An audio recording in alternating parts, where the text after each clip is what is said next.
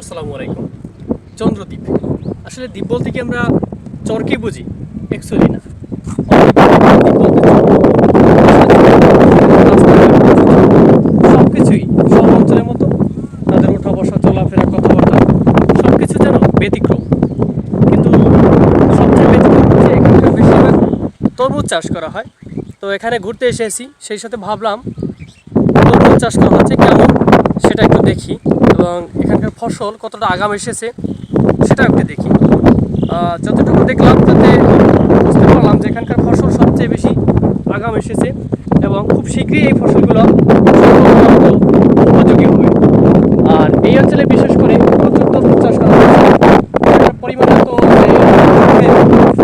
চোখের যে দৃষ্টিকোণ থেকে যদি তাকাই, সেটা আসলে দেখা যাচ্ছে না, এতটাই মানে দূরত্ব। তাহলে বোঝা যাচ্ছে যে কত বিঘা জমিতে তরমুজ চাষ করা হচ্ছে সেটা আন্দাজ করে বলা বেশ মুশকিল।